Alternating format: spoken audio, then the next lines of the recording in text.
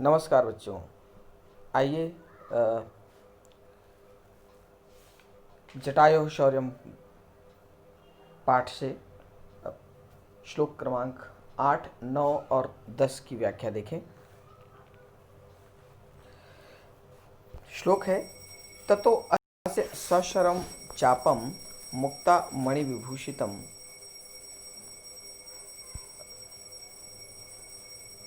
आठवां श्लोक हो गया था, अगला है 9वां श्लोक। सभग्न दध्वा विरथो हताश्वो हतसारथि अंकेनादाय वैदेहीं पपात भुवि रावणः। सभग्न धन्वा विरथो हताश्वो हतसारथि अंकेनादाय वैदेहीं पपात भुवि रावणः। स वह भग्न धन्वा, धन्वा माने धनुष के टूट जाने पर, धनुष के टूट जाने पर या टूटे हुए धनुष वाला रावण की विशेषता है। कैसा रावण? जिसका धनुष टूट गया है। तो स भग्न धन्वा, वह टूटे हुए धनुष वाला, विरथो टूटी हुई रथ वाला, हताश्वो मरे हुए घोड़ों वाला, जिसके घोड़े मर गए, ऐसा रावण, ऐसा रावण जिसके घोड़ों की मृत्यु हो गई। तो ये सब रावण की विशेषता है। तो भग्न धन्वा, टूटे हुए धनुष वाला, विरथो टूटे हुए रथ वाला, हताश्वो मर चुके घोड़ों वाला, हत सारथी मर चुके सारथी वाला रावण। अर्थात टूटे हुए अच्छा, इसके आगे अंकेन, अंकेन मतलब गोद में, आदाय लेकर, वैदेहीम सीता को, पपात गिर पड़ा, भुवि भूमि पर, रावण रावण, भुवि अर्थात भूमि पर, रावण रावण भूमि पर गिर पड़ा रावण। स भग्न धन्वा विरथो हताश्वो हतसारथि रावण, वह टूटे हुए धनुष वाला, टूटे हुए रथ वाला, मर गए घोड़ों वाला, मर चुके सारथी वाला, या घोड़ों से हीन, सारथी से हीन, रथ से हीन रावण। अंकेन माने गोदी से, गोदी में आदाय लेकर, वैदेहीम सीता को, पपात मतलब गिर चक पड़ा, भूमि माने भूमि पर। आइए अब इसका व्याख्या के पहले इसका अन्वय देख लें, ताकि वाक्य के अनुवाद में आसानी होगी। तो ये यहाँ शुरू होता है, सर्वप्रथम भग्न धन्वा,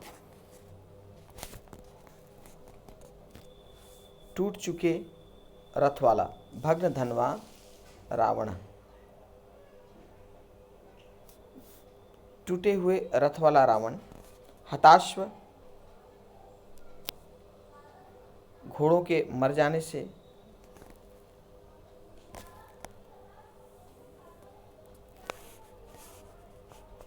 विरथा रथहीन हो जाने से,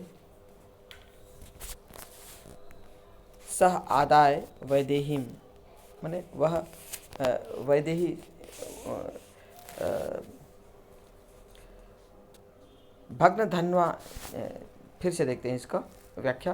भग्न तथा भग्न धन्वा समस्त विशेषताओं को एक साथ पहले लेकर आते हैं। तो स भग्न धन्वा टूटे हुए धनुष वाला, विरथा टूटे हुए रथ वाला,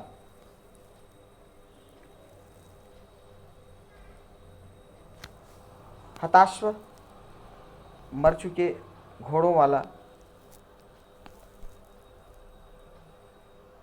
हत सारथी मर चुके सारथी वाला, सह रावण, यहाँ पर रावण है, सह रावण, वैदेहीम सीता को, अंकेन गोद में, आदाय लेकर, भुवि पापात भूमि पर गिर पड़ा। फिर से देखिए, सह भग्न धन तथा भग्न धन्वा भग्न धन्वा विरथ हताश्व हत सारथी सह रावण वैदेहीम अंकेन आदाय भुवि पपात। भग्न धन्वा विरथ हताश्व हत सारथी सह रावण वैदेहीम अंकेन आदाय भुवि पपात। अर्थात टूटे हुए धनुष वाला, रथ से रहित, सारथी से हीन, रथ से रहित, घोड़ों से रहित, सारथी से हीन वह रावण सीता को गोद में लेकर भूमि पर गिर पड़ा। टूटे हुए धनुष वाला रावण, टूटे हुए धनुष वाला, टूटी रथ वाला, टूटी हुई रथ वाला, मर चुके घोड़ों वाला, मर चुके सारथी वाला वह रावण वैदेही सीता को गोद में लेकर भूमि पर गिर पड़ा। ये इसकी व्याख्या हुई। अब देखते हैं इसके भाषिक तत्वों को। यहाँ पे रावण विशेष्य है और विशेषण इसके अलग अलग हैं। ये रावण विशेष्य हुआ, इसका विशेषण रावण की विशेषता है। कैसा रावण? भग्न धन्वा, टूटे धनुष वाला रावण, विरथ, रथ से हीन रावण, हताश्व, मर चुके घोड़ों वाला रावण, और हत सारथी, मर चुके सारथी वाला रावण। ठीक है, तो टूटे हुए धनुष वाला, रथ से हीन, मर चुके घोड़े वाला, मर चुके सारथी वाला सह रावण है। यहाँ सह इसके बाद आ जाएगा, सह रावण, वह रावण वैदेही अंकेन आदाय, माने वैदेही सीता को गोदी में लेकर भूमि पर गिर पड़ा। ठीक है, तो रावण के साथ ये रावण विशेष्य है और विशेषण इसके हो गए भग्न धन्वा, विरथो, हताश्व और हतसारथी। इसके अलावा अंकेन आदाय, यहाँ दीर्घ स्वर संधि है, अंकेन उसके साथ आदाय मिलकर अंकेन आदाय। आदाय में ल्यप प्रत्यय है, आ धातु, आ उपसर्ग, दा धातु और ल्यप प्रत्यय। वैदेही सीता का नाम है।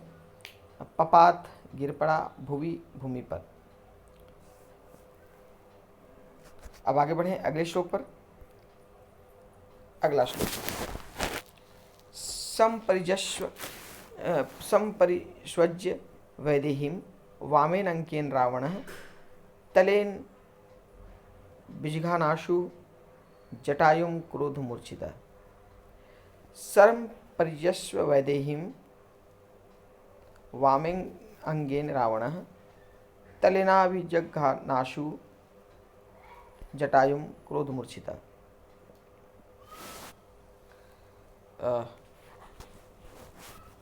संपरिजस्व अर्थात पकड़कर,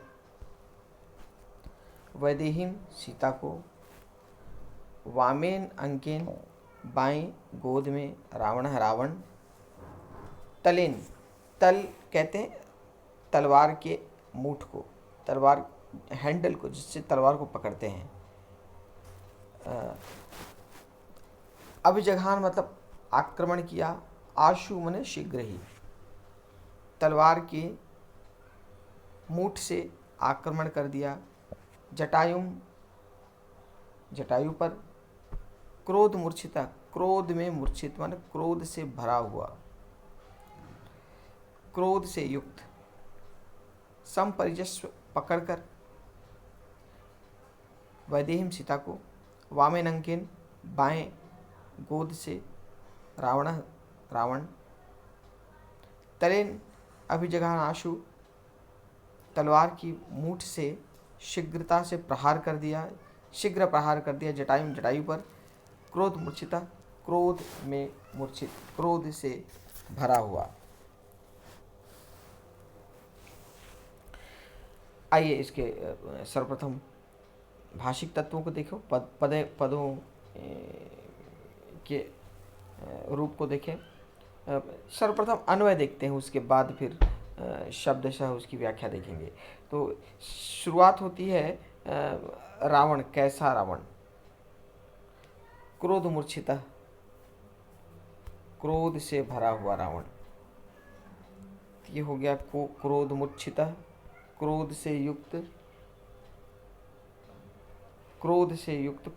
क्रोध मूर्छिता अर्थात रावण जटायु पर, जटायु, क्रोध मूर्छिता जटायु, वैदेहीम सीता को,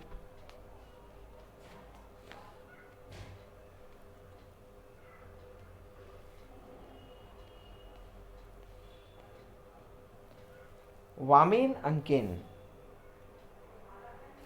बाएं गोद में, संपरिजस्व पकड़कर, तलेन तलवार की मूठ से, आशु शीघ्रता से, जटायु पर प्रहार किया, अभिजघान प्रहार किया।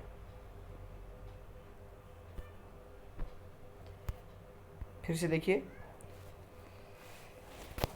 क्रोध मूर्छिता रावण, क्रोध से भरा हुआ रावण, क्रोध से भरा हुआ रावण,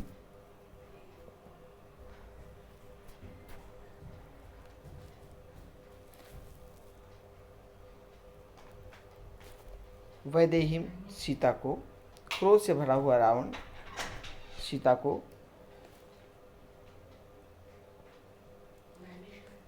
वामेन अंकेन बाएं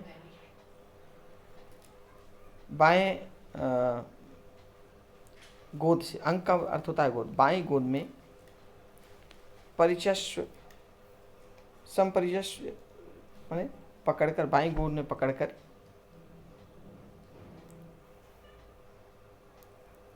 तलेन तलवार के मूठ से, आशु शीघ्र ही,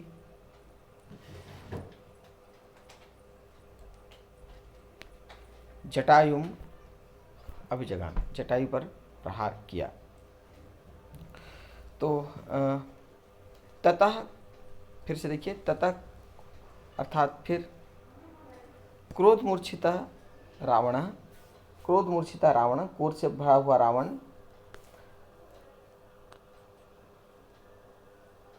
वैदेहीम सीता को, वामेन अंकेन बाएं गोद में, संपरिष्वज्य पकड़कर, तलेन तलवार की मूठ से, आशु शीघ्रता से, जटायुम अभिजगान, जटायु पर प्रहार किया। अब इसके भाषिक तत्वों को देखते हैं। संपरिजस्व माने पकड़कर, वैदेही सीता का नाम है वैदेही,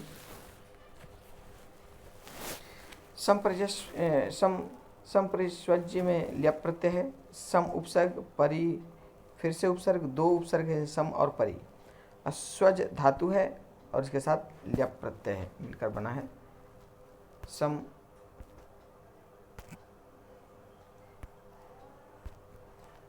संपरिस्वज्य पकड़कर,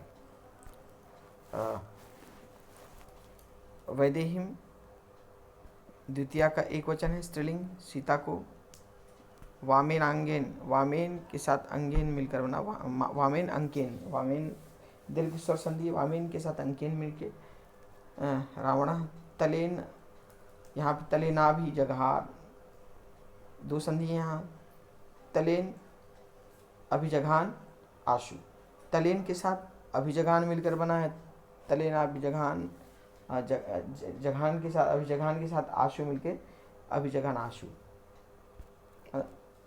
तलवार की मूठ से शीघ्रता से प्रहार किया। जटायु पर क्रोध मूर्छित, क्रोध से भरा हुआ। तब क्रोध से भरा हुआ रावण बाएं हाथ से बाएं गोद में सीता को पकड़कर तलवार की मूठ से जटायु पर शीघ्रता से प्रहार किया। आगे बढ़ते हैं अगले श्लोक पर, अंतिम श्लोक। जटायु तम अतिक्रम्य, जटायु तम अतिक्रम्य तुंडेनाश्य खगाधिपः, जटायु तम अतिक्रम्य तुंडेनास्य खगाधिपः वाम बाहुन दश तदा व्यपाहरम अरिंदमा। जटायु तम अतिक्रम्य तुंडेनास्य खगाधिपः वाम बाहुन दश तदा व्यपाहर अरिंदमा। तो जटायु मतलब जटायु, तम उसे, अतिक्रम्य अर्थात झपट कर, तुंड का अर्थ होता है चोंच, तुंडेन चोंच से, अस्य उसकी, खगाधिप पक्षियों का राजा, वाम माने बायां, बाहुन भुजाओं, बाहुन भुजाओं को, दस भुजाओं को, तदा तब, व्यापार ने नष्ट कर दिया, व्यापारत, अरिंदम मतलब शत्रुओं का दमन करने वाला, शत्रुओं का नाश करने वाला। जटायु मतलब जटायु, तम उसे, अतिक्रम्य आक्रमण झपट करके, तुंडेन चोंच से, खगाधिप पक्षियों का राजा, वाम बाहुन दस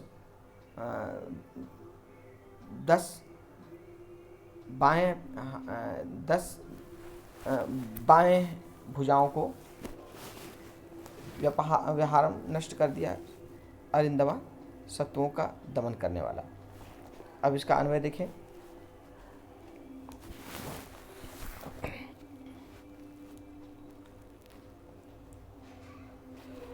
तदा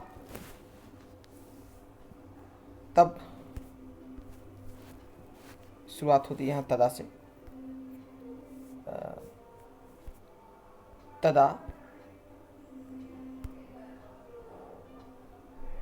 खगाधिप पक्षियों का राजा, अरिंदमा शत्रुओं का दमन करने वाला, जटायु, जटायु के दो विशेषण हैं, खगाधिपा है, अरिंदमा है।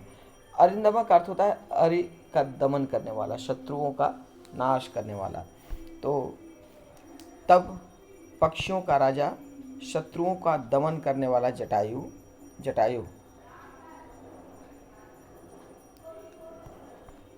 तुंडेन चोंच से, अतिक्रम्य माने झपट कर, अस्य माने उसके, वाम बाएं, दस बाहुन 10 भुजाओं को, व्यपाहरत नष्ट कर दिया।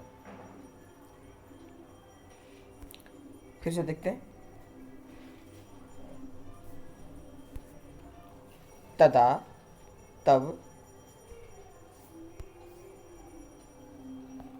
खगाधिप पक्षियों का राजा, अरिंदमा शत्रु का दमन करने वाले, जटायु ने, तब पक्षियों का राजा, शत्रु का दमन करने वाले जटायु ने,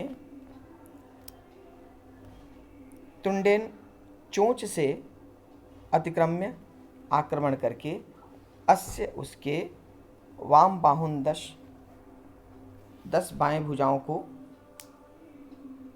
व्यपहारत नष्ट कर दिया।